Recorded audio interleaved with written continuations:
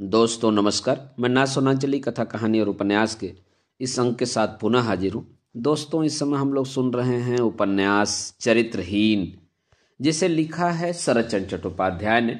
दोस्तों, मैं अपने वाचन के पिछले क्रम में अब तक इस उपन्यास के 7 भागों का वाचन कर चुका हूँ।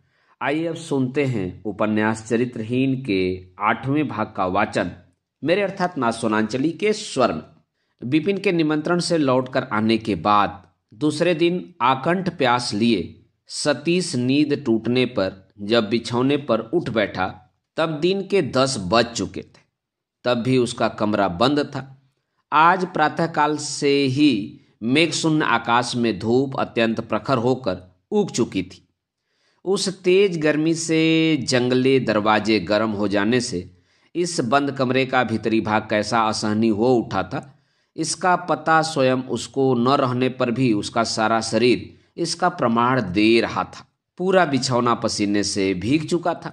सतीश उठ बैठा और घबरा कर सिरहाने की खिड़की खोल देने के साथ ही एक झलक धूप उसके चेहरे और शरीर पर पड़कर उसको एक क्षण में तपाकर चली गई। रात भर नशे में मतवाला रहने के बाद सवेरे 10 बजे नींद टूटने की ग्लानि शराबी ही समझ पाते हैं। इस ग्लानि को दूर करने के लिए सतीश ने पुकारा, बिहारी। बिहारी दौड़कर हाजिर हुआ। सतीश बोला, जल्दी से एक गिलास पानी तो ले आ। बिहारी ने पूछा, तंबाकू देने की आवश्यकता न पड़ेगी? नहीं, पानी ले आ। स्नान नहीं कीजिएगा? अभी नहीं, तू पानी ले आ। फिर भी बिहारी नहीं गया। बोला, संध्या उपासना का? संध्या उपासना के संकेत से सतीश आग बबूला होकर बोला, बदमाश कहीं का, जा पानी ले आ। डांट खाकर बिहारी पानी लाने के लिए नीचे चला गया। रसोई घर के बरामदे में बैठकर सावित्री सुपारी काट रही थी। मुस्कुराहट के साथ उसने पूछा, सतीश बाबू ने तंबाकू देने को कहा है? बिहारी ने मुंह बनाकर कहा, नहीं, पानी चाहिए। स्नान किया नहीं, संध्या की नहीं, फिर पानी क्या होगा? बिहारी ने व्यथित होकर कहा, मैं क्या जानूं, हुक्म हुआ है कि पानी चाहिए, ले जा रहा हूं। सावित्री सरौता रखकर उठ खड़ी हुई, बोली, अच्छा मैं ही ले जा रही हूं, तुम थोड़ी सी बर्फ ले आओ। बिहारी पैसे लेकर बर्फ लेने चला गया। सावित्री ने ऊपर जाकर कहा, जाइए स्नान कराइए, मैं तब तक संध्या का स्थान ठीक रखती हूं। सतीश मन ही मन झुल्लाकर बोला, कहाँ है बिहारी? सावित्री हंसी रोककर बोली, वह बर्फ लेने गया है। बाबू, अपराध करके सजा भोगना अच्छा है, इससे प्रायश्चित हो जाता है। आप क्या संध्या पूजा किए बिना किसी दिन पानी पीते हैं? आज ही पानी के लिए हल्ला कर रहे हैं? जाइए, देर न कीजिए। सावित्री के सामने प्रतिवाद करना निरर्थक समझकर सतीश उठ पड़ा और तौलिए कंधे पर रखकर स्नान के लिए चल दिया। भोजन के बाद सतीश फिर एक बार ज्यों ही सोने की तैयारी करने लगा त्यों ही सावित्री आकर दरवाजे के बाहर खड़ी हो गई। उसको जैसे देखा ही नहीं, ऐसा रुख दिखाकर सतीश दीवार की ओर मुंह फेरकर सो रहा। सावित्री ने मन ही मन हंसकर कहा, रात की सारी बातें बाबू को याद है या नहीं, यह जान लेने के लिए मैं आई हूं। सतीश चुप रहा। सावित्री ने कहा, नींद टूटने पर एक बार बुला लीजिएगा, उन सबको एक बार याद करा जाऊंगी। इतना कहकर वह चली गई। पिछली रात की सारी घटनाएं याद रखना सतीश के लिए संभव भी नहीं है। वे याद भी नहीं थी। विपिन बाबू के जलसे से वह किस तरह आया था, किसके साथ आया था, आकर क्या किया था, वे सारी बातें उसके मन में इधर उधर बिखर रही थी और अस्पष्ट हो गई थी।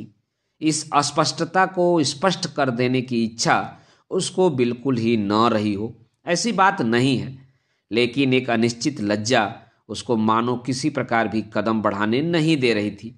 उसको संध्या काल की घटना ही याद थी।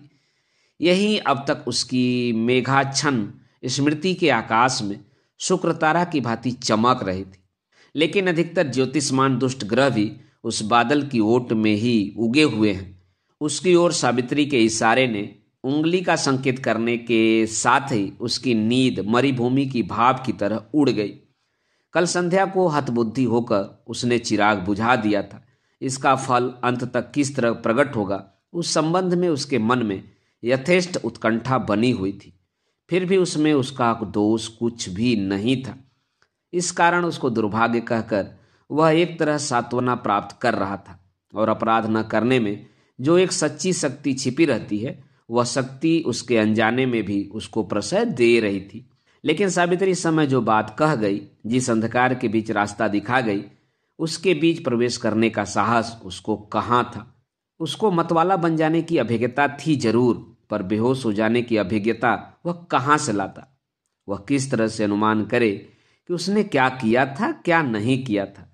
कितने ही मतवालों को कितने ही विचित्र कार्य करते हुए उसने अपने नेत्रों से देखा है। अब अपने बारे में किस काम को वह किस साहस से असंभव कहकर दूर हटा देगा। इसलिए संभव असंभव समस्या उसके लिए जितनी जटिल बनती गई, उसका दुखी मन उतना ही संभव असंभव के बीच रेखा खींच देने के लिए प्रयत्न करने लगा। फिर उसके दिमाग से आग जल उठी। वह फिर एक बार उठ बैठा और जीवन में शराब न छूने की प्रतिज्ञा पुनः एक बार करके उसने प्रायश्चित किया। खिड़की में से सतीश ने पुकारा, बिहारी। बिहारी रखाल बाबू के बिछौने को धूप में डाल रहा था। आवाज सुनकर वह पास आकर खड़ा हो गया। सतीश ने कहा, अच्छा, तू जो काम कर रहा है कर। सावित्री से कह दे एक गिलास पानी दे जाए। बिहारी ने कहा, मैं ही ला देता हूं, वह अभी संध्या पूजा कर रही हैं। सतीश ने आश्चर्य में पड़कर पूछा, क्या संध्या कर रही है? जी हाँ, वह तो नित्य ही करती हैं। एकादशी के दिन एक बूंद पानी भी नहीं पीती, मछली भी नहीं खाती। भले घर की लड़की है ना? सतीश ने आश्चर्य के साथ पूछा, भले घर की? क्या कह रहा है? हाँ बाबू, भले घर की। इतना कहकर बिहारी पानी लाने जा ही रहा था कि सतीश ने पुकार कर पूछा, सावित्री यदि रात को भात नहीं खाती तो क्या खाती है? और क्या खाएंगे बाबू, कुछ रहने से किसी दिन थोड़ा सा जल भी पी लेती हैं, न रहने पर कुछ भी नहीं खाती पीती। बासे का और कोई यह बात जानता है? बिहारी ने कहा, रसोइया महाराज जानता है, मैं जानता हूं, और कोई नहीं जानता। उन्होंने बताने की मनाही कर रखी है। सतीश ने कहा, अच्छा, तू जाकर पानी ले आ। बिहारी के 2-1 कदम जाते ही सतीश ने फिर पुकारा, बिहारी जी, भले घर की है, तूने यह बात कैसे जानी? जानता हूं बाबू, भले घर की लड़की है, केवल किस्मत के चक्कर से। अच्छा अच्छा, तू जा पानी ले आ। बिहारी के चले जाने पर सतीश बिछौने पर औधा होकर लेट रहा। सावित्री को साधारण दासी की श्रेणी में मानने से उसके मन में एक तरह की व्यथा पहुंची थी, इसलिए उसका मन हीनता और गुप्त लांछना के दबाव से चुपचाप सिर झुका लेता था। उसको वह कुछ भी समझने में समर्थ नहीं हो रहा था। आज बिहारी के मुंह से केवल इतना ही परिचय पाकर आनंदपूर्ण आश्चर्य से ही नहीं, बल्कि उसका समूचा मन मानो किसी अपरिचित के पाहुपास से अकस्मात मुक्ति पाकर पवित्र होकर बच गया। उसने बिहारी की बात को संपूर्ण सत्य कहकर ग्रहण करने में एक क्षण की दुविधा भी नहीं की। पानी लाने में विलंब हो रहा है सोचकर वह थोड़ी देर तक चुप तो रहा, तो बिहारी दिखाई न पड़ा। प्यास के मारे उसे कष्ट मालूम होने लगा। फिर एक बार बिहारी को बुलाने की इच्छा करके वह जैसे ही उठ बैठा, वैसे ही उसने देखा कि पानी का गिलास लिए सावित्री आ रही है। इस आचार पारायण अभागिनी को उसने आज नई आंखों से देखा, और उस क्षण भर के दृष्टिपात से ही उसका हृदय करुणा और श्रद्धा से भर उठा। जो बात किसी दूसरे समय उसके मुंह से निकलने में रुकावट पड़ती, इस समय रुकावट नहीं पड़ी। पानी पीकर वह बोला, बहुत बातें हैं। सावित्री चुपचाप देखती रही। सतीश ने कहा, पहली बात है, मुझे क्षमा करना पड़ेगा।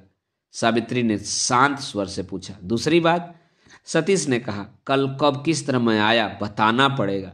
सावित्री ने जवाब दिया, रात के अंतिम प्रहर में गाड़ी पर चढ़कर, उसके बाद रास्ते पर ही सो रहने का प्रबंध किया था।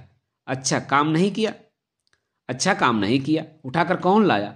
मैं। और कौन था? इतने बड़े जड़ पदार्थ को किस तरह ऊपर उठाया गया? सावित्री ने हंसकर कहा, आप डरे नहीं, बासा में किसी को कुछ मालूम नहीं। सतीश ने गहरी सांस लेकर कहा, मैं बच गया। लेकिन तुम्हारे साथ मैंने किसी तरह का दुर्व्यवहार तो नहीं किया? नहीं। सतीश ने खुश होकर कहा, तो फिर किस बात की याद दिला देना चाहती थी? आपकी शपथ। आपने शराब न छूने की शपथ ली थी। शपथ में क्यों लेने गया? इस तरह दुर्बुद्धि तो मुझे होने की बात नहीं है। शायद मेरी बात से हो गई थी। सतीश ने अपने कंठ स्वर को धीमा करके कहा, मुझे याद आ रही है सावित्री, मैंने तुमको छूकर शपथ ली थी ना? सावित्री निरुत्तर रही। सतीश ने कहा, यही होगा, लेकिन कल संध्या की बातें याद हैं। इस बार सावित्री हंस पड़ी, गर्दन हिलाकर बोली, हाँ है, लोग जान लेंगे शायद, फिर क्या उपाय होगा? सावित्री ने सहसा गंभीर होकर कहा, होगा फिर क्या, किसी दूसरे बासा पर या अपने घर चले जाइए। तुम? सावित्री के मुंह पर किसी प्रकार की घबराहट नहीं दिखाई पड़ी। शांत भाव से वह बोली, मुझे चिंता नहीं, इस बासे के बाबू लोग रखें तो अच्छा ही है, न रखेंगे तो और कहीं काम की चेष्टा करके चली जाऊंगी। जहां मेहनत करूंगी वहीं 2 कौर खाना खा जाऊंगी। और कुछ कहना है? सतीश का समस्त मन जैसे पहाड़ से लुढ़क कर नीचे जड़ में गिरकर बिल्कुल ही चूर चूर हो गया। उसके यहाँ रहने न रहने से सावित्री का कुछ बनता बिगड़ता नहीं। इस संबंध में वह बिल्कुल ही उदासीन है। उसने गर्दन हिलाकर बताया और उसको कोई बात कहनी नहीं है, क्योंकि सावित्री के इस निशंक संक्षिप्त उत्तर के बाद और कोई प्रश्न ही उसके मुंह में नहीं आया, जबकि कितनी ही बातें उसको कहनी थी। सावित्री खाली गिलास लेकर चली गई। सतीश चुपचाप बैठा रहा। हाय रे मनुष्य का मन, यह किस चीज से टूट जाता है, किससे बन जाता है, इसका कोई तत्व खोजने पर नहीं मिलता। यह कितने आघात से बिल्कुल ही धरती पर लौट जाता है, फिर कितने प्रचंड आघात को भी सहते हुए सह लेता है, इसका कोई हिसाब ही नहीं मिलता। फिर भी इसी मन को लेकर मनुष्य के अहंकार की सीमा नहीं है। जिसको वश में नहीं किया जाता, जिसको पहचाना तक नहीं जाता, किस तरह अपना कहकर उसके मन को खुश रखा जा सकता है? कैसे उसे लेकर घर संभालने का काम चल सकता है? सावित्री के चले जाने पर भी सतीश वैसे ही बैठा रहा। उसका हृदय दुख कष्ट से नहीं, किसी प्रकार की एक जलन से मानो जलने लगा। जिसको प्यार करता हूं वह यदि प्यार न करे, यहां तक कि घृणा भी करे, तो वह घृणा भी सही जा सकती है। लेकिन जिसका प्यार मुझको मिल गया है, ऐसा विश्वास हो जाने पर फिर उस पर विश्वास का टूट जाना ही सबसे शोचनीय अवस्था होती है। पूर्व स्थिति व्यथा ही देती है, लेकिन दूसरी स्थिति व्यथा भी देती है, अपमान भी करती है। फिर इस व्यथा का प्रतिकार नहीं है, इस अपमान की शिकायत नहीं है। वेदना का कारण खोजने पर जब मिलता ही नहीं, तभी व्यथा ऐसी असहनीय हो जाती है। बहरहाल सावित्री के इस निश्चित और सरल कर्तव्य निर्धारण ने सिर्फ एक बार उसके ही हृदय के चित्र को खोल नहीं दिया, उसने सतीश के हृदय के चित्र को भी खींचकर बाहर के प्रकाश में पहुंचा दिया। इन दोनों चित्रों को आसपास रखकर वह स्तंभित हो रहा। उसने निश्चित रूप से जान लिया था, सावित्री प्यार करती है, वह प्यार नहीं करता। अब उसने देखा ठीक उसका उल्टा, वह प्यार करता है, सावित्री नहीं करती। इस घृणित बात को स्वीकार करने में केवल लज्जा से ही उसका सिर नीचा नहीं हुआ, बल्कि अपने मन की इस नीच प्रवृत्ति से उसको अपने ऊपर घृणा उत्पन्न हो गई। उसकी पिछली रात के सब काम लज्जाजनक थे, इसमें संदेह नहीं है। उसके जीवन में ऐसी अनेक रातों की अनेक लज्जाएं जमा होकर पड़ी हुई हैं, यह सच है। लेकिन इस नीचता की तुलना में वे सभी तुच्छ हो गईं। इस बासे में तो एक दिन भी रहना चल नहीं सकता। यहाँ रहने न रहने के संबंध में वह बिल्कुल ही उदासीन नहीं है। यह बात तो वह किसी तरह भी स्वीकार न कर सकेगा। वह कठोर प्रतिज्ञा कर बैठा कि वेदना के भारी बोझ से अगर उसका टूटा मन टूटकर टुकड़े टुकड़े भी हो जाए तो भी नहीं, किसी प्रकार भी इस नीचता को प्रश्रय देकर वह नीचे के पथ में नहीं जाएगा। दिन ढलता जा रहा था, लेकिन कमरे के अंदर सतीश को इसका होश नहीं था।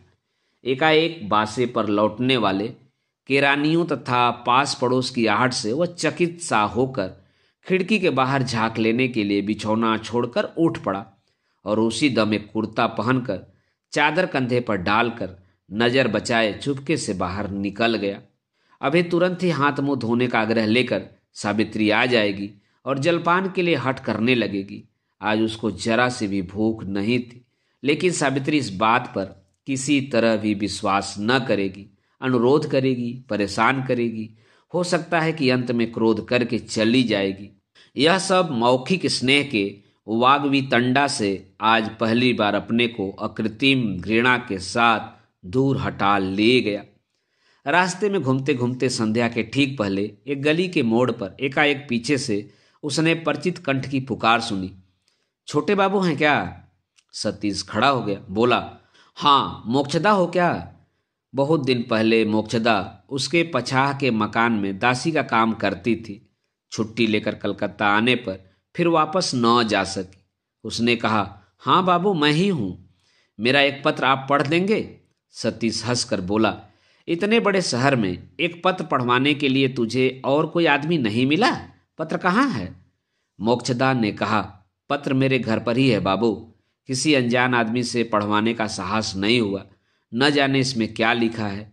यूं तो हमारे घर में ही एक लड़की है, वह पढ़ना लिखना जानती है, लेकिन उसको भी आज 2 दिन से नहीं देखा। इतनी अधिक रात को वह घर लौटती है कि वक्त नहीं मिलता। सतीश ने पूछा, कितनी दूर है तुम्हारा मकान? दासी ने कहा, यहाँ से थोड़ी ही दूर है, बड़े रास्ते के उस तरफ एक गली में है। अगर अपना पता ठिकाना बता दें तो किसी को साथ लेकर कल मैं ही चली आऊं और पत्र पढ़वा जाऊं। सतीश ने अच्छा कहकर अपना शोभा बाजार वाला पता बता दिया और कहाँ से किस तरफ जाना पड़ता है समझाकर बताते बताते राह चलने लगा। कुछ देर चलने के बाद दासी एक जगह अचानक खड़ी हो गई और बोली, कहने का साहस मुझे नहीं होता बाबू, अगर एक बार चरणों की धूली आप दे दें, घर यहाँ से और अधिक दूर नहीं है। सतीश ने थोड़ी देर कुछ सोचकर कहा, अच्छा चलो। आज डेरे पर लौट जाने का उसका बिल्कुल ही मन नहीं था। रास्ते में घूमते घूमते रात अधिक हो जाने पर सावित्री अपने घर चली जाएगी तो अपने डेरे पर लौट जाऊंगा, यह निश्चय करके ही वह बाहर निकला था। इसलिए सहज ही में वह सहमति देकर 2 गलियों को पार करके वे दोनों मिट्टी के बने 2 मंजिले मकान के सामने जा खड़े हुए। तनिक खड़े रहिए, कहकर मोक्षदा अंदर घुसी और शीघ्र ही एक मिट्टी के तेल की डिबिया हाथ में लिए लौट आई और रास्ता दिखाती हुई सतीश को अपने साथ ले गई। उस तरफ के कोने के कमरे में एक छोटे स्टूल पर डिबिया में बत्ती जल रही थी। उसी कमरे को दिखाकर उसने कहा, जरा बैठिए, मैं तंबाकू चढ़ा लाऊं। इस छोटे से कमरे की सफाई देखकर सतीश ने आराम अनुभव किया। एक तरफ छोटी सी चौकी पर मजे घिसे कितने ही पीतल कांसे के बर्तन चमक रहे थे और उसके पास ही एक रस्सी पर कुछ कपड़े व्यवस्थित टंगे हुए थे। ताक पर एक टाइम पीस रखी थी जिसमें 8 बजे थे। सतीश ने चौखट के बाहर जूते खोलकर रख दिए, चौकी पर बिछे हुए सफेद बिछौने पर जाकर बैठ गया और कमरे के दूसरे असबाबों की मन ही मन जांच करने लगा। पहले ही दृष्टि पड़ गई थी एक छोटी सी अलमारी पर, उसमें कुछ पुस्तकें सजाकर रखी हुई थी। सतीश उठकर गया और एक पुस्तक ले आया और पहला पन्ना पलटने के साथ ही उसने देख लिया कि अंग्रेजी में भुवन चंद्र मुखोपाध्याय लिखा हुआ है। उस पुस्तक को रखकर और 3-4 पुस्तकें वहीं एक नाम देखकर पुस्तकें यथास्थान रखकर वह फिर बैठ गया। मोक्षदा हुक्के पर तंबाकू चढ़ाकर ले आई।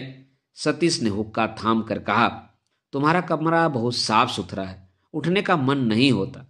मोक्षदा ने मुस्कुरा कर कहा, उठिएगा क्यों बाबू, बैठिए, यह कमरा मेरा नहीं है, यह एक दूसरी लड़की का है। सतीश ने पूछा, वह कहाँ है? मोक्षदा ने कहा, वह बाबू लोगों के एक डेरे पर काम करती है, लौटने में प्रायः ही रात हो जाती है, इसलिए कमरे की चाबी मेरे पास ही रहती है, मुझे मौसी कहकर पुकारती है।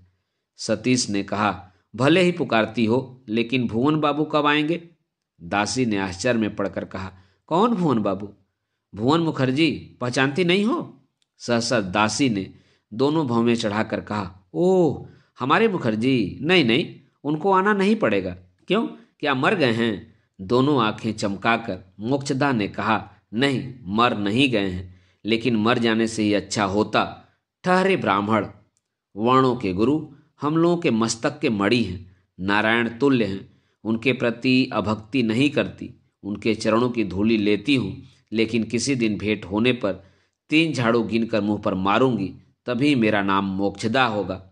सतीश हंसकर बोला, क्रोध के आवेश में ब्राह्मण आदमी की अभक्ति करके कहीं मार मत बैठना, खूब भक्ति के साथ गिनकर मारोगी तो पाप न लगेगा। लेकिन वह है कौन? मोक्षदा ने कहा, उस आदमी का परिचय क्या दो बाबू, वह आदमी नहीं जानवर है। इस लड़की को जिस राह में वह बिठा गए बाबू, यह कोई अपने आदमी का काम है? छी छी, गले में डालने को रस्सी नहीं मिली। सतीश ने कौतूहल के साथ पूछा, वह हैं कौन? उन्होंने क्या किया है? सहसा कमरे के बाहर से जवाब आया, जिस आदमी को आप नहीं पहचानते उनके विषय में सिर्फ जान लेने से क्या लाभ होगा? सतीश चौंक पड़ा। मोक्षदा ने मुंह फेर कर कहा, साबी है क्या? कब आई तुम? सावित्री ने कमरे में घुसकर कहा, अभी आई हूं। बाबू को तुम कहाँ पा गई मौसी? मोक्षदा ने कहा, यही हमारे छोटे बाबू हैं सावित्री। आज 2 दिन हुए बहू जी का एक पत्र मुझे मिला है, उसको पढ़वा नहीं सकी, इसलिए कहा अगर बाबू दया करके चरण रज दे दें। सावित्री ने कहा, तो चरण रज तुम्हारे कमरे में न देकर मेरे कमरे में क्यों? मोक्षदा ने नाराज होकर कहा, तो फिर क्रोध क्यों करती हो सावित्री? मेरे कमरे में तो भले आदमी को बैठाया नहीं जा सकता, इसलिए तेरे कमरे में बैठाया है। कितने बड़े घराने के ये लोग हैं, यह तो खुशी की बात है, नाराज क्यों हो रही है? सावित्री ने हंसकर कहा, क्यों नाराज होंगी मौसी, लेकिन खाली चरण रज लेने से तो पाप होता है, जलपान कराना उचित है। हाँ ब्राह्मण महाराज, क्या आपको भूख लगी है? सतीश संकुचित हुआ बैठा था, सिर हिलाकर कहा, नहीं। सावित्री के अशिष्ट प्रश्न से विरक्त होकर मोक्षदा ने कहा, यह बात करने का कैसा तरीका है सावित्री? भले आदमी के साथ क्या इस तरह की बातें की जाती हैं? सावित्री ने बलपूर्वक हंसी दबाकर कहा, यह कौन सी खराब बात है मौसी? अच्छा, अब उनकी भूख के बारे में कुछ पूछूंगी ही नहीं। तुम दुकान से कुछ जलपान खरीद लाओ, तब तक मैं जगह ठीक कर रखती हूँ। मोक्षदा भुनभुनाती हुई बकते बकते तेज कदम बढ़ाकर चली गई तो सावित्री ने कहा, कल रात से ही तो एक तरह का उपवास ही चल रहा है। शाम को किस तरह आप भाग कर चले आए, इसका भी मुझे पता नहीं चला। अब उठिए, संध्या पूजा करके कुछ खा लीजिए। इस अगरनी पर धुले कपड़े हैं, पहन कर मेरे साथ आइए, देर न करिए, उठिए। सतीश ने सिर हिलाकर कहा, मुझे भूख नहीं है। सावित्री ने कहा, न रहने पर भी खाना पड़ेगा। इसका कारण है कि भूख नहीं है, इस बात पर मैंने विश्वास नहीं किया। दूसरा कारण? सतीश ने अपना मुंह का भाव अत्यंत कड़ा बनाकर कहा, दूसरा कारण तो झूठी ही है, वही पहला सब कुछ है। सभी बातों में तुम्हारी जिद और जबरदस्ती रहती है, इस जिद के सामने किसी का उपाय नहीं चलता। सावित्री ने मुंह ऊपर उठाकर जरा हंस कर कहा, तो फिर झूठ मूठ की चेष्टा क्यों कर रहे हैं? सतीश ने और भी गंभीर होकर कहा, यह बात नहीं है सावित्री, आज मेरी चेष्टा किसी तरह भी झूठ न होगी। या तो अपना दूसरा कारण बताओ, नहीं तो सच कह रहा हूं तुमसे, मैं किसी तरह भी यहाँ कुछ न खाऊंगा। सतीश की जिद देखकर सावित्री चुपचाप हंसने लगी। कुछ देर बाद धीरे धीरे बोली, मैं सोच रही हूं आज आप आ कैसे गए? आज है मेरा जन्मदिन, जबकि आपने दासी के घर में चरण रज दी है, तो खाली खाली आपको मैं नहीं छोड़ सकती। इतना कहकर सावित्री सहसा रुक गई, लेकिन उसके हृदय की गुप्त व्यथा उसी के कंठ स्वर के मुक्त मार्ग से इस तरह अचानक सतीश के सामने आकर खड़ी हो गई कि कुछ देर के लिए सतीश की बोध शक्ति अचल हो गई।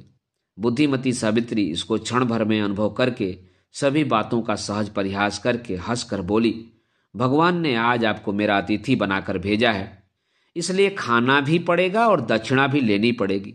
देखती हूं आज बिल्कुल ही जात नष्ट हो जाएगी।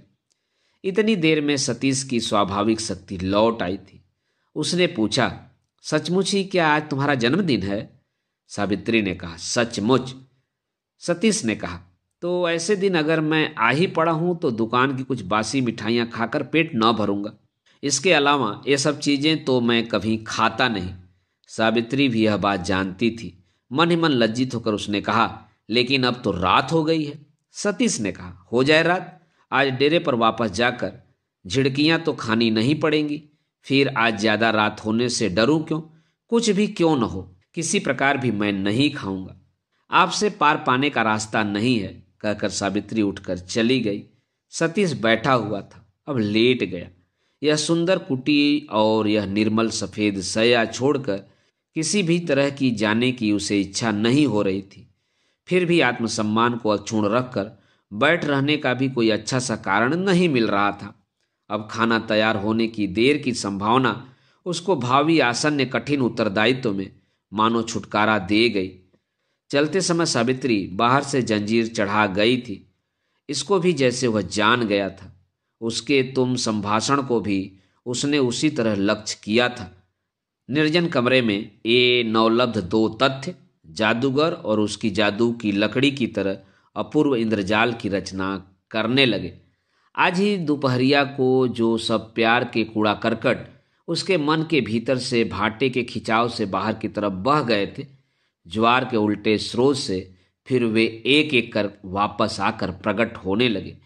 आज ही दोपहर को आत्माभिमान के आघात की तीखी ज्वाला ने अपने मन की नीच प्रवृत्तियों की तरफ उसके नेत्रों को खोल दिया था। ज्वाला के ठंडा होने के साथ ही साथ वे नेत्र आप ही आप बंद हो गए।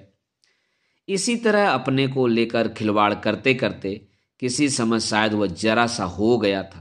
एकाएक द्वार खुल जाने की आवाज से वह जाग उठा और देखा कि सावित्री मोक्षदा को साथ लिए कमरे में घुस रही है। मोक्षदा ने पत्र सतीश के हाथ में देकर कहा, देखिए तो बाबू, बहू ने लिखा क्या है। सतीश ने पढ़कर कहा, उन लोगों के लौटने में अभी 2 महीने की देर है। मोक्षदा ने पूछा, और कोई बात नहीं है? सतीश ने पत्र लौटाकर कहा, नहीं, विशेष कुछ बात नहीं है। मेरी तनख्वाह के बारे में बाबू? नहीं, वह बात नहीं लिखी है। रुपए की बात नहीं लिखी है। सुनकर मोक्षदा ने मन ही मन अत्यंत कुढ़कर पत्र के लिए हाथ बढ़ाते हुए कहा, यह बात रहेगी क्यों? रहेगी जितनी सब बेकार की बातें। दीजिए पत्र। सावित्री कल पत्र का उत्तर लिख देना तो। हाँ बाबू को खाना कब दोगी? रात नहीं हुई है क्या?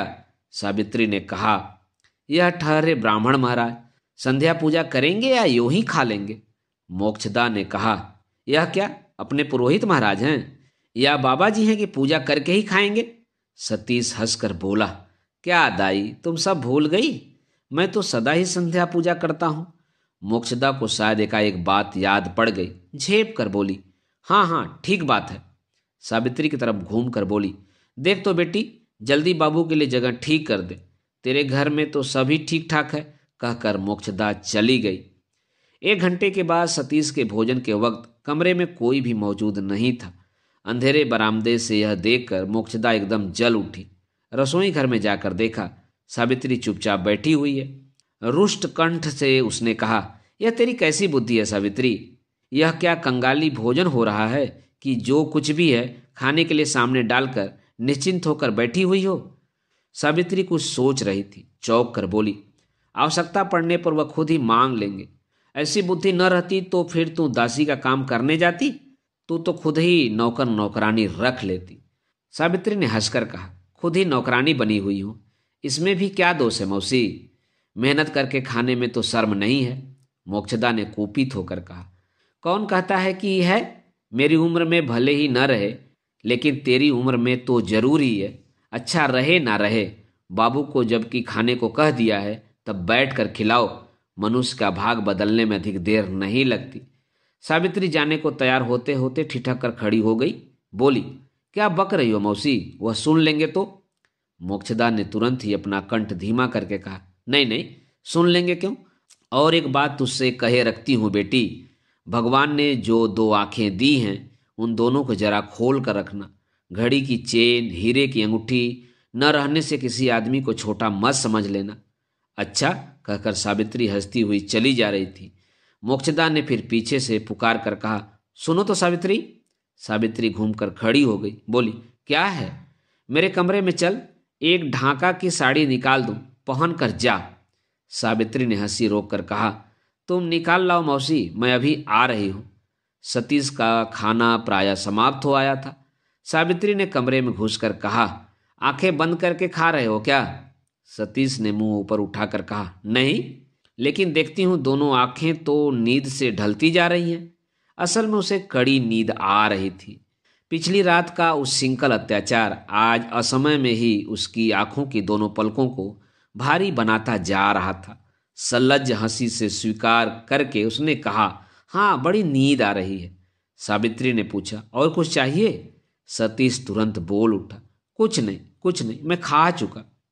बाहर पैरों की आहट सुनकर सावित्री जान गई कि मोक्षदा आकर खड़ी है।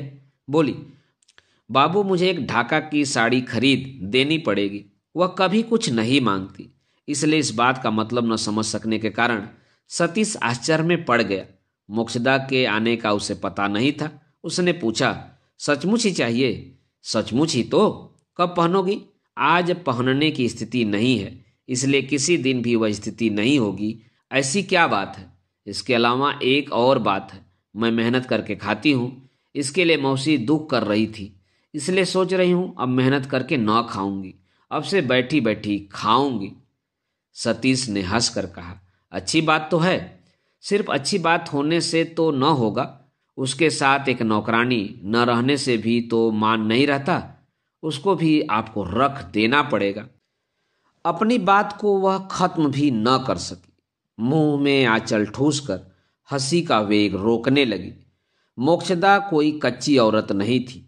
एक ही क्षण में सब कुछ समझकर कमरे में घुसकर उसने कहा, बाबू शायद सावित्री को पहचानते हैं। सावित्री की तरफ घूमकर बोली, मौसी के साथ अब तक शायद मजाक हो रहा था। यह तो अच्छी बात है, पहले कहने से ही तो काम हो जाता, कहकर हंसकर वह चली गई। भोजन के बाद सतीश फिर एक बार बिछौने पर आकर बैठ गया।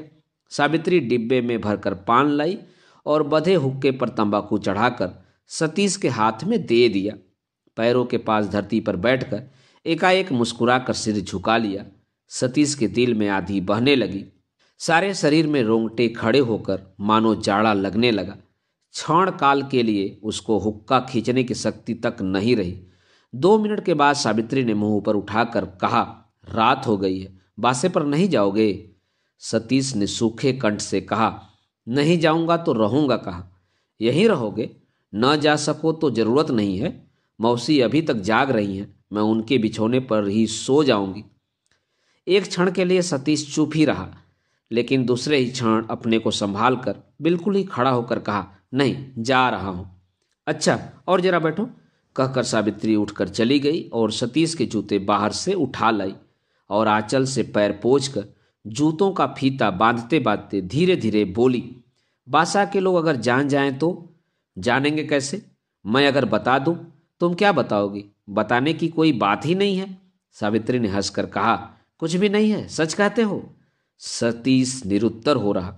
सावित्री ने धीमे स्वर में कहा, बताने की बात न रहने से कौन जाने आज मैं तुमको छोड़ सकती थी या नहीं।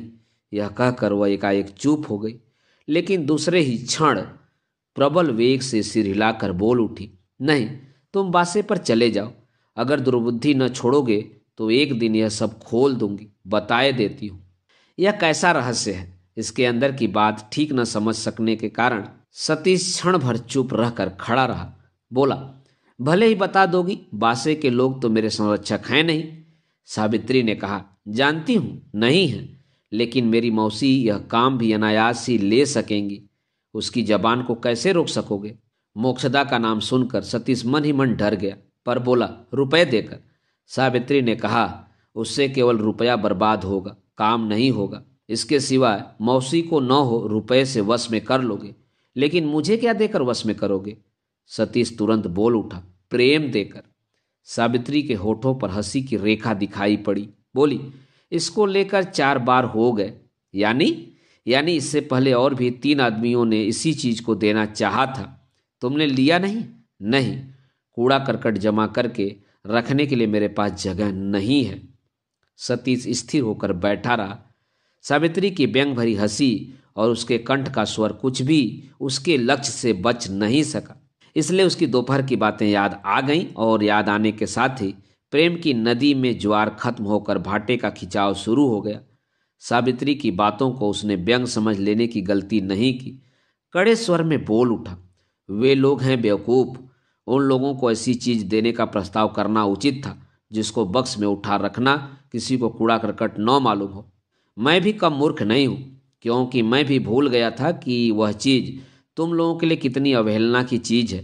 इतनी उम्र में इतनी बड़ी भूल हो जाना मेरे लिए उचित नहीं था। अच्छा, मैं चलता हूं। यह बात सावित्री को सूल की तरह बीध गया।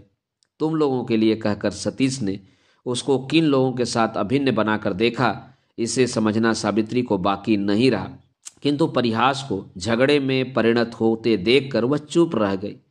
सतीश रुक नहीं सका। बोला, शिकारी बंसी में मछली को गूंथ कर नचाकर जैसे आनंद मनाता है, संभवतः इतने दिनों से मुझे लेकर तुम वही मजाक कर रही थी ना?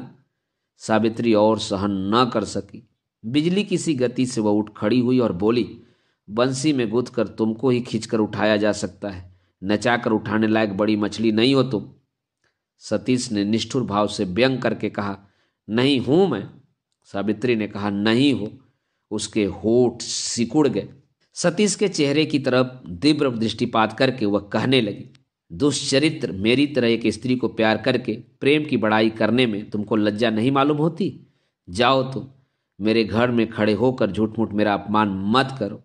इस अपमान से सतीश और भी निर्दयी हो उठा। इस बार अक्षम में कुत्सित व्यंग करके उसने कहा, मैं दुष्चरित हूं, किंतु जो कुछ भी कहो सावित्री, तुम्हारा नाम तुम्हारे माँ बाप ने सार्थक रखा है। सावित्री हटकर चली गई। चौखट पकड़कर क्षणकाल स्थिर भाव से खड़ी रहकर बोली, जाओ। उसका चेहरा पीला बदरंग हो गया था। अपमान और क्रोध की असहनीय जलन से उस तरफ नजर तक भी न डालकर सतीश बोला, किंतु जाने के पहले एक बार फिर आंचल से पैर पोंछ न दोगी? अथवा और कोई खेल और कोई नाटक? एकाएक दोनों की आंखें लड़ गईं। सावित्री ने एक कदम आगे बढ़कर कहा, तुम कसाई से भी निष्ठुर हो। तुम जाओ, तुम जाओ, तुम्हारे पैरों पर गिरती हूं। न जाओगे तो सिर पटक कर मर जाऊंगी। तुम जाओ। उसके कंठ स्वर की उत्तरोत्तर और अस्वाभाविक तीव्रता से अकस्मात सतीश डर गया। फिर एक भी बात न कहकर बाहर चला गया, किंतु अंधेरे बरामदे में अंत तक न आकर उसे रुक जाना पड़ा। किस तरफ सीढ़ी है, किस तरफ रास्ता है, अंधेरे में कुछ भी दिखाई नहीं पड़ा था। जेब में हाथ डालकर उसने देखा, दिया सलाई नहीं थी। इस निरुपाय अवस्था में पड़कर वह 5 मिनट चुपचाप खड़ा रहा। फिर उसे सावित्री के कमरे की तरफ लौट आना पड़ा। बाहर से उसने देखा, सावित्री फर्श पर अवधि पड़ी हुई है। धीरे धीरे उसने पुकारा, सावित्री। सावित्री ने उत्तर नहीं दिया। फिर पुकारने पर उत्तर न मिलने पर सतीश ने कमरे में जाकर सावित्री के माथे पर हाथ रखा। झुक कर देखा, आंखें मूदी हुई हैं और उसके मुंह में उंगली डालकर समझ गया सावित्री मूर्छित हो गई है। क्षण भर के लिए मन में एक भय और संकोच का उदय हो गया जरूर, किंतु दूसरे क्षण सावित्री का अचेतन शरीर उठाकर बिछौने पर उसने लिटा दिया और चादर का एक हिस्सा गगरी के जल से भिगोकर मुंह पर, आंखों पर छिड़कने लगा। फिर पंखा हाथ में लेकर हवा झलने लगा। 2-3 मिनट के बाद ही सावित्री ने आंखें खोलकर माथे पर का कपड़ा खींचकर करवट बदलकर कहा, तुम गए नहीं? सतीश चुप रहकर हवा झलने लगा। सावित्री बिछौने से उठकर चिराग हाथ में लेकर बाहर जा खड़ी हुई, बोली, चलो चलो, तुम्हारे लिए दरवाजा खोल आऊं। उसके बाद चुपचाप रास्ता दिखाती हुई वह नीचे उतर गई और दरवाजा खोलकर किनारे खड़ी हो गई। मूर्छित सावित्री को बिछौने पर ले जाकर लिटाने के लिए उसके अचेतन शरीर को जो गोद में लेना पड़ा था, उसी समय से सतीश मानो अनमनस्क सा हो गया था। अब दरवाजे के पास आते ही वह अपने में आ गया और कोई बात कहने के लिए मुंह ऊंचा उठा ही रहा था कि सावित्री बोल उठी, नहीं, और एक बात भी नहीं। अपने शरीर को तुमने पहले ही नष्ट कर डाला है, किंतु वह तो किसी दिन जलकर खाक ही हो जाएगा। किंतु एक अस्पृश्य कुल्टा को प्यार करके भगवान के दिए हुए मन के गाल पर अब स्याही मत पोत देना। या तो तुम कल ही उस डेरे को छोड़कर चले जाओ, या मैं अब वहां नहीं आऊंगी।